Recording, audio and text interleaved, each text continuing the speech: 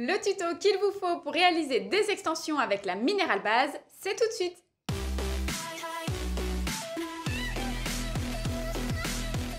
Hey, je vous ai déjà parlé de la Mineral Base dans une précédente vidéo et aujourd'hui on va l'utiliser pour réaliser des extensions. Désinfecter les mains de ses clientes, c'est une étape indispensable. Il faut que ça devienne une routine. Et à ce moment précis, vous devez déjà porter vos gants.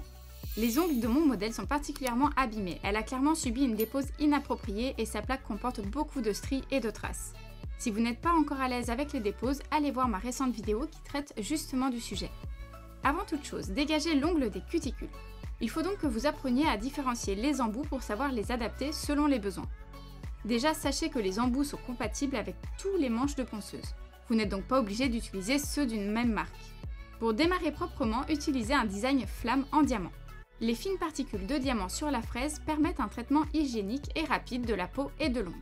Et surtout d'obtenir un travail sûr dans les endroits délicats et même de matifier votre ongle naturel en même temps. Pour savoir quel grain prendre, fiez-vous à la couleur de la bague. S'il n'y en a pas, c'est anormal. Les bleus sont plus ou moins universels en termes d'épaisseur de grain et correspondent à la plupart d'entre nous ou pour les peaux dures. C'est celui que j'ai utilisé. Si au moment de l'achat il n'y a pas de détails ou d'informations sur la famille du grain, vous ne pourrez pas vous repérer. C'est très problématique. Je vous conseille alors de passer votre chemin pour trouver des ustensiles plus fiables. Le sens de travail a aussi son importance. Les droitiers comme moi auront pour réflexe de manier la ponceuse de la droite vers la gauche à reculons. Et du coup, la rotation doit venir contrer le mouvement. Il faut qu'il y ait une rencontre entre les deux, votre geste et celui de l'embout. En tant que droitier, vous allez donc enclencher le mode forward de la ponceuse, qui va tourner de la gauche vers la droite, dans le sens des aiguilles d'une montre, et inversement logique pour les gauchers. À cet instant, vous devez régler la vitesse. Dire qu'elle doit être en position moyenne n'a pas de sens, puisque bien sûr ça dépend de la puissance de votre ponceuse. La mienne va jusqu'à 35 000 tours par minute, et je la règle à environ 15 000, 20 000. Il n'y a pas d'indicateur écrit, mais cela correspond pour moi à la moitié de mon cadran. Ensuite, vous allez égaliser la longueur pour que ce soit clean à la pose du chablon et matifier absolument toute la surface de l'ongle en passant votre lime à grain fin pour retirer la brillance. Vous auriez aussi pu démarrer la préparation de l'ongle tout de suite à la lime, c'est juste une petite préférence me concernant de démarrer par les cuticules. Ça me permet de me familiariser avec la nature de l'ongle tranquillement, surtout dans le cas d'un premier rendez-vous pour estimer sa fragilité. L'idée c'est donc d'utiliser la face douce de votre lime, qu'elle soit de forme trapèze, droite ou banane, choisissez celle qui vous convient le plus. Ça vous permet aussi de retirer les restes de vernis ou de base s'il y en avait d'une autre prestation que la vôtre. Mais inutile de forcer, votre lime a les grains suffisants pour ça. Votre objectif est uniquement de griffer la plaque et de n'oublier aucun recoin. Attention au mouvement de va-et-vient, il est à proscrire. Vous pourrez quand même être rapide et travailler toute une zone, mais pensez toujours à soulever la lime de l'ongle une fois l'action terminée, systématiquement avant d'entamer un nouveau mouvement de balancier. Sinon, vous allez simplement affiner et sensibiliser l'ongle, or ce n'est pas ce que vous souhaitez au départ.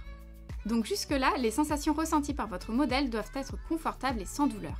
Certaines personnes ne sont pas très familières avec les manucures, ont beaucoup d'appréhension ou ont véritablement été traumatisées. C'est donc votre rôle en tant que bon praticien de les tranquilliser en leur expliquant chaque étape et pourquoi tel ou tel protocole. L'étape du coupe-cuticule n'est pas obligatoire, notant que vous pouvez utiliser un ciseau également ou travailler uniquement avec les embouts tonaux. Mais dans certains cas et selon la morphologie, ça peut être très utile. Encore une fois, vous allez devoir utiliser du bon matériel, ça signifie que les lames doivent être de qualité, lisses et tranchantes. Mais n'utilisez pas les stylets avec la pointe en V, c'est inadapté et imprécis. Le plus simple, c'est de démarrer le travail par une extrémité pour rejoindre petit à petit l'autre côté. Ce n'est pas une règle établie, mais un bon conseil que je vous donne pour ne pas s'y perdre et obtenir un joli résultat uniforme et propre. Au fur et à mesure, dégagez les peaux déjà coupées de la pince, sinon elles vont finir par obstruer les lames et la coupe sera moins efficace. Une fois terminé, appliquez le nail prep sur chaque ongle. Avec ce produit, vous déshydratez la plaque, c'est un dégraissant et désinfectant universel. Vous l'utilisez pour éliminer le gras de l'ongle naturel avant d'effectuer n'importe quelle pose. Même chose, le primer est indispensable. Avec ce produit, vous laissez une couche collante sur tout l'ongle. Arrive le choix du gel. Nous allons faire des extensions qui ne seront pas recouvertes de vernis, donc la couleur a son importance. Il s'agit de la Mineral Base en teinte porcelaine. Mais avant d'aller plus loin, je tiens à souligner que le choix du chablon ne se fait pas au hasard. Promis, je reviendrai sur la question dans une vidéo dédiée. Lacez bien votre chablon au ras de l'ongle et collez les ailes entre elles. En attendant, gardez à l'esprit que les Mineral Base d'Indigo sont bel et bien considérées comme des gels. Notez que la Removable Cover Base de son unique teinte Very Cool, toujours chez Indigo, ne fait pas partie de la même gamme, elle n'est tout simplement pas étudiée pour les rallongements chablons contrairement aux minéral base. Le truc avec les rubber base en général, c'est que leur application se fait au pinceau type couleur semi. Elles ne se présentent pas en pot comme les gels classiques. Elles sont de viscosité très liquide à moyennement fluide. C'est donc pas mal en effet pour de petits rallongements, mais pas pour des extensions XL ou des formes artistiques. Ce n'est pas dans un souci d'économie de produit, mais vraiment de praticité pour l'APO et surtout de tenue dans le temps. Bien qu'elles soient fiables et qualitatives, je ne trouve pas les bases type minéral base adaptées à de grosses constructions. S'agissant de l'application, comme maintenant vous savez qu'elle est fluide, commencez par écraser votre pinceau sur toute la surface de l'ongle, de la même façon qu'avec votre semi. Donc surtout ne déposez pas trop de matière, il n'est pas encore l'heure de vous occuper du renforcement ou du bombé. Recouvrez bien tout l'ongle jusqu'au chablon. C'est donc pour ne pas que la base coule dans les cuticules qu'il faut que vous respectiez le dosage. Comme d'habitude, mieux vaut repiocher dans le flacon que d'être trop gourmand. Donc resservez-vous et cette fois déposez une plus grosse bille de gel à la jonction entre l'ongle naturel et le chablon. C'est depuis le centre que vous allez commencer à travailler l'extension. Déjà parce que comme on disait, la base est hyper fluide, elle va automatiquement commencer à couler, ce n'est pas grave puisque vous l'aurez anticipé. Alors une fois sur le chablon, répartissez la base assez rapidement avec un mouvement de gauche à droite et ainsi de suite jusqu'à la pointe. Ne traînez pas et filez dans la lampe. Le but ce n'est pas d'en mettre des tonnes, bien au contraire, si vous voulez que ça catalyse bien, mettez-en très peu. Pendant qu'une main est sous la lampe, entamez la seconde. Il n'est pas impossible de ressentir une impression de chauffe. C'est ni plus ni moins le gel qui durcit et serre sur l'ongle. Donc, selon la robustesse de l'ongle et la sensibilité de chacun, la sensation sera différente. Mais ça passe quand même assez vite. Elles ne sont pas réputées pour être insoutenables, c'est très supportable. Et j'ai eu l'occasion de m'en servir très souvent depuis bien 2 ans je dirais, et sur tout type d'ongles. Une fois que vous aurez appréhendé la matière, vous mettrez très vite en application mes conseils. Le gros avantage avec ces bases, c'est qu'elles offrent à votre cliente une prestation 2 en 1, grâce aux multiples choix de couleurs. Il en existe même des pailletés avec un aspect très proche de l'ongle naturel. Et pour vous, un gain de temps évident, uniquement si vous travaillez sur du court à mi-long. Quoi qu'il en soit, au vu de l'état déplorable de ces ongles, cette minéral base est parfaite. Clairement, il est totalement déconseillé de placer vos 10 chablons et de tenter de poser la base avec le rallongement sur toute une main. Ça deviendrait un vrai champ de bataille qui ressemblerait surtout à plein de petits chewing-gums fondus sur le bout des doigts de votre chère cliente. Donc pas de précipitation, vous perdriez bien plus de temps que vous ne pensiez. Et la pose ne tiendrait malheureusement pas sur plusieurs semaines. Ce que je vais vous dire est valable pour absolument toutes les prestations de manucure. Travaillez doigt après doigt, ne laissez rien en suspens sans être catalysé. Après chaque étape, c'est direction la lampe. Puis notre extension, une première fois catalysée, retirez le chablon pour y voir plus clair et appliquez la deuxième couche de minéral base. À ce moment-là seulement, vous pouvez vous concentrer sur l'apex. C'est précisément à ça que sert la seconde application d'ailleurs, au renforcement, ainsi qu'à l'esthétique bien sûr. Cette fois, vous allez devoir être plus généreux avec la quantité de gel. Déposez une noisette directement sur le point de rupture de l'ongle. Et ensuite, étirez avec le pinceau de haut en bas en direction du bord libre. Ne cherchez pas à épaissir les côtés, il y a de fortes chances que le gel s'auto-égalise seul et recouvre suffisamment de surface sans que vous ayez à le faire. Et si bien sûr c'est trop tard, retournez vite votre doigt l'ongle face au sol, la gravité fera le reste et replacera la matière au centre. Retournez-le sans attendre, vérifiez et catalysez 90 secondes, c'est nickel. Bon, a priori sur de petites longueurs comme celle-ci, vous n'aurez pas vraiment à ruser. Observez bien le profil pour vous rendre compte de la proportion de gel et si vous devez l'ajuster. Donc pour récapituler, le fait de travailler en 2 temps est bénéfique pour le futur limage, ça évite que la base coule beaucoup à cause d'un trop plein de matière et qu'elle catalyse parfaitement. Il faut savoir que les bases et gels teintés prennent très mal dans la lampe si les couches ne sont pas catalysées en plusieurs fois. En surface, vous aurez l'impression que si, sauf qu'à l'intérieur, le gel sera encore sous sa forme liquide et il n'adhérera pas correctement à l'ongle. Donc les décollements pourraient survenir très vite, en l'espace de quelques heures à peine. Mais si vous respectez bien ce protocole, pas d'inquiétude. Votre pose tiendra jusqu'au prochain remplissage. Et pour vous y retrouver, notez bien dans votre agenda quel gel vous avez utilisé sur votre cliente. En attendant, après avoir réparti le bombé, vous n'avez plus qu'à catalyser une dernière fois, en travaillant toujours un doigt après l'autre et en alternant les mains.